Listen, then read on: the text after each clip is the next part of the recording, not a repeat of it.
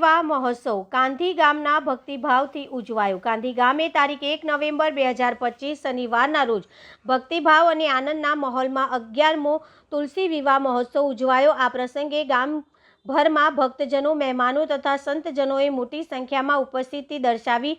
આ મહોત્સવ બ્રહ્મલીન સંત પ્રકાશગીરી બાપુની કૃપાથી યોજાયો હતો।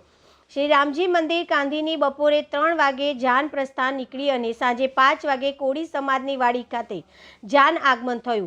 વિધિ વિધાનપૂર્વક તુલસીજી અને શાલિગ્રામજીનો વિવાહ યોજાયો। આ પાવન પ્રસંગે શ્રી હરિભાઈ ભૂપતભાઈ ડાભી તથા શ્રી કનુભાઈ ભીખાભાઈ બાભણિયા તુલસીજી તથા ઠાકોરજીના યજમાન તરીકે સેવા આપી। વિવાહ વિધિ બાદ ભવ્ય મહાપ્રસાદ તથા આનંદમય દાંડિયા રાસ કાર્યક્રમ યોજાયો, જેમાં ગામના યુવાનો અને મહિલાઓએ ઉત્સાહપૂર્વક ભાગ લીધો।